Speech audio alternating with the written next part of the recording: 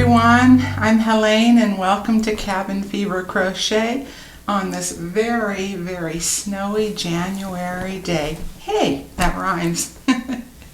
And it is snowing. We are really getting dumped on and will throughout the weekend. So we'll have plenty of work ahead with plowing ourselves out, shoveling, and temperatures after that are going to really, really plummet into the teens and minus temps at night. So, wherever you are, I hope you're staying cozy and warm or cool and comfortable. And I thank you, as always, for joining me. So let's get into it. And why I brought this subject up is because something kind of came to my attention recently, and it really got me thinking about designing and copyright. And first, though, I want to give a disclaimer that I am not giving you legal advice whatsoever. I'm not an attorney. I'm just giving you some thoughts and tips and what I've learned over the years as a professionally minded business person. And I've worked in different fields throughout my life thus far, and going from the medical field into the business world, and things I've learned the last 22 years, 10 of which was having my own rubber art stamp business that I started from scratch, from that very first little seed of an idea and that first piece of paper to 9 months later basically giving birth to it. And I was primarily wholesale for about the first 8 years, and I had a few sales reps around the country that went into rubber art stamp stores, craft stores like Hobby Lobby, and independent shops, and took orders, faxed them to me, and the whole 9 yards.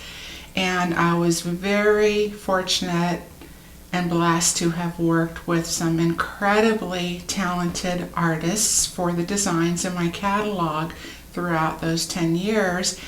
Some of the designs that I purchased outright and became the owner of them, while others I licensed for a fee from the artist.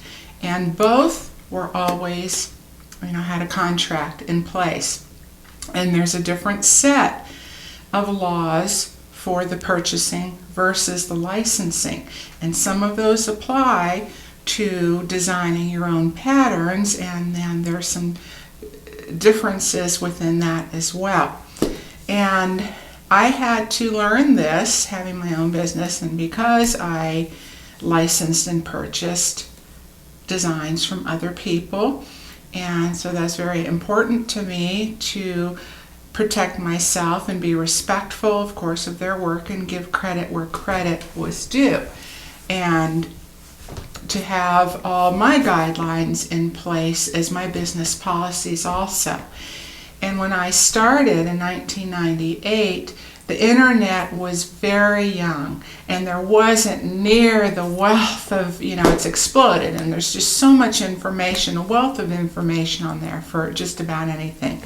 But even so, certain things, I still like having hard copies, because not everything you see is on the internet is true or accurate. So back then, I purchased a published book, because again, the hard copy, I have things I can highlight, make notes, refer back to. I know that it's authentic and it's accurate information through the Library of Congress. And this was a revised edition which was published in 1995. I don't know if this is still in print, if there's even more of an updated version, because as the world evolves, and particularly with the internet, then everything kind of else has to follow suit and keep up, or you get left behind in the dust, or it just doesn't cover all of the newer aspects that are out there.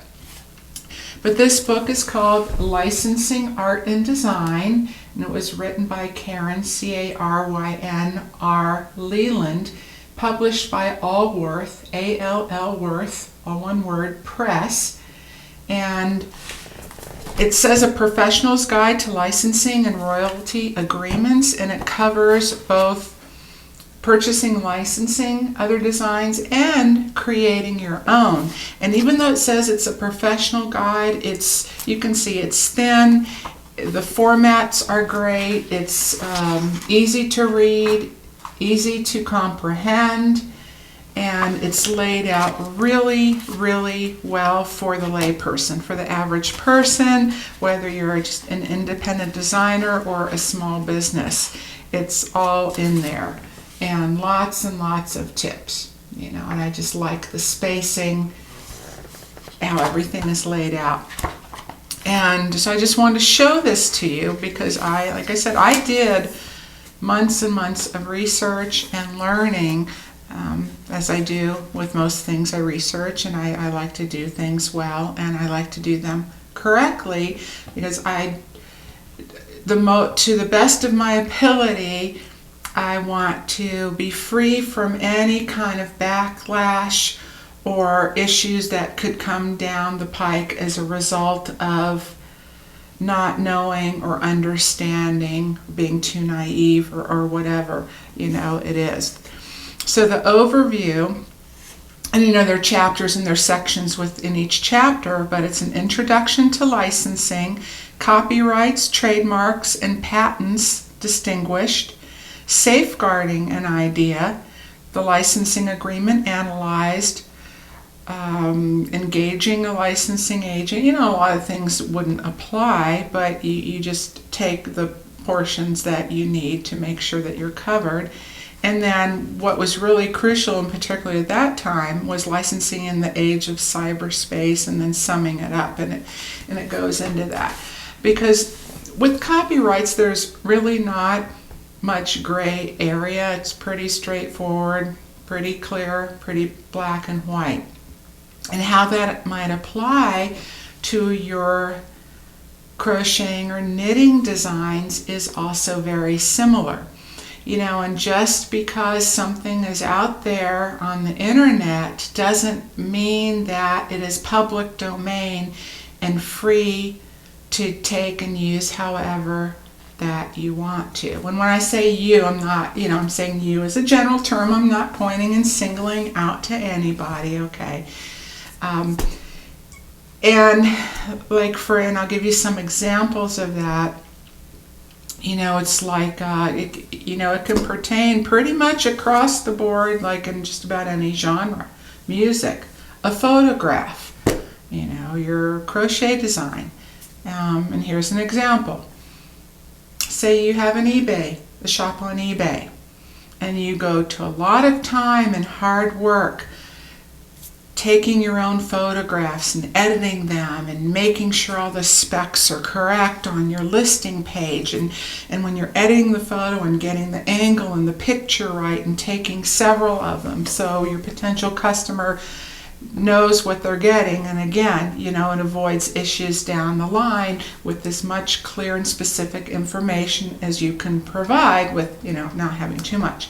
Okay, so then there's another person with a shop on eBay, and they're doing an internet search because they are listing the same item.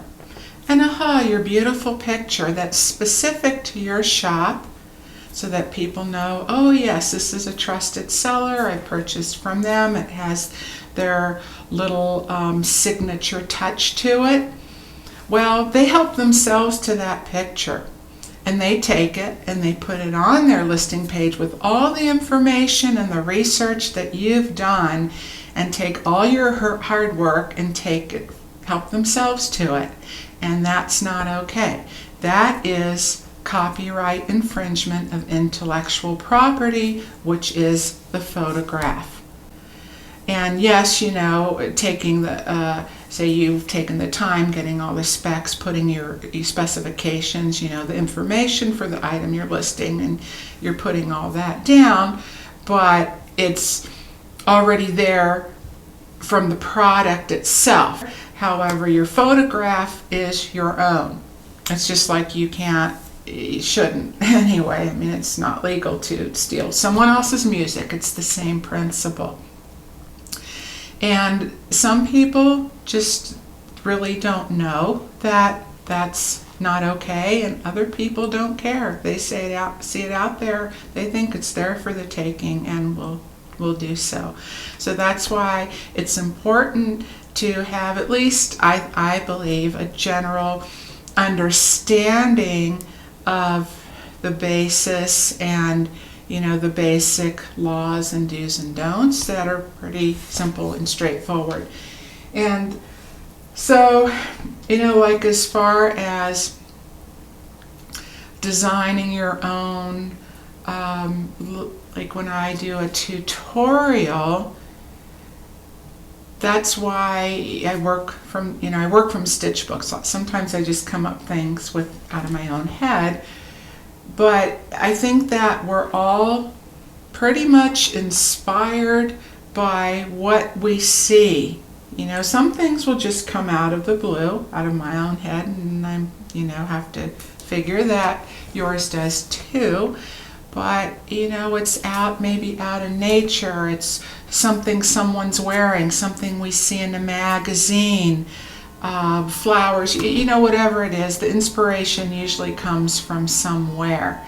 And I think we get a lot of it from each other, and especially looking on YouTube, and you see something, it's like, oh, I really like that, and I would like to take that kind of general idea maybe and then make it completely different and turn it to my own. And that is one thing. But taking something and just one little tiny change and calling it yours is quite another.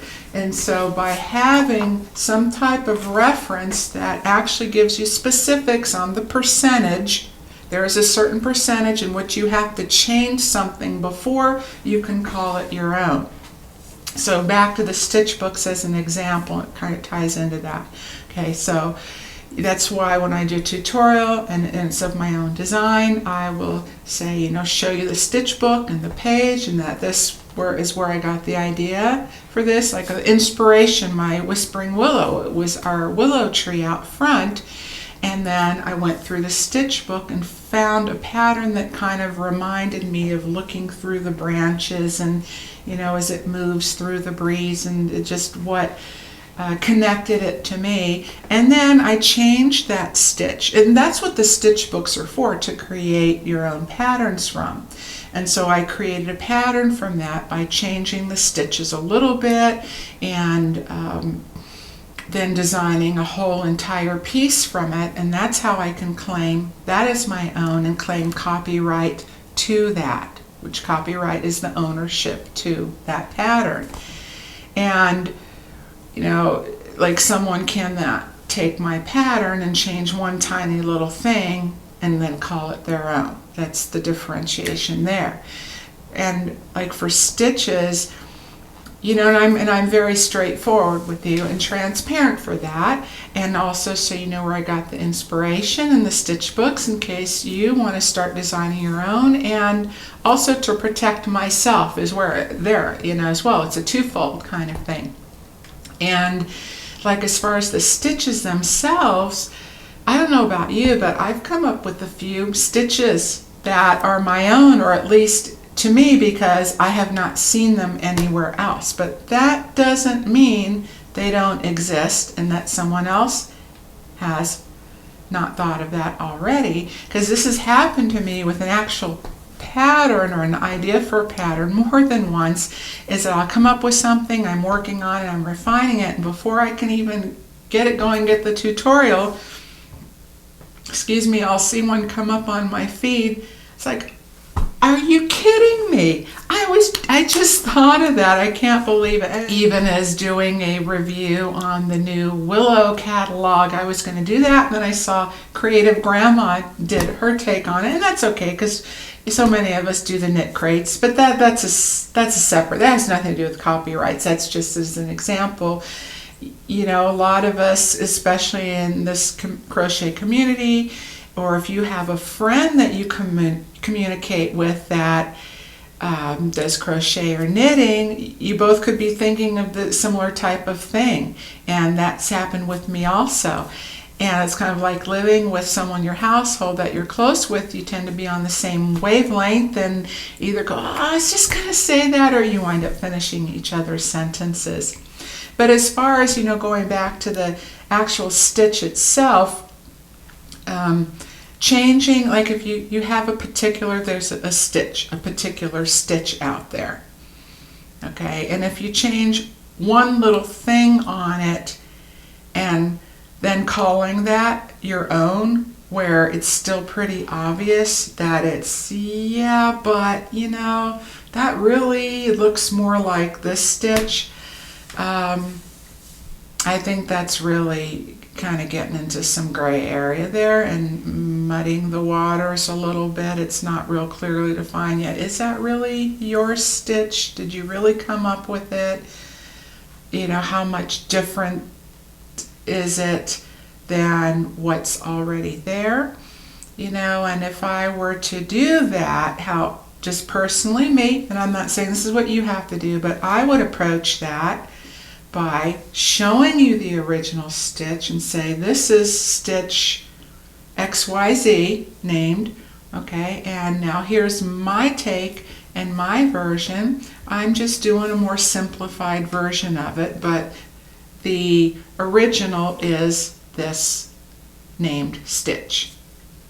And so that way I'm not, calling something that is my own that really isn't, depending on how much percentage of a difference that it is. And maybe that's getting too nitpicky.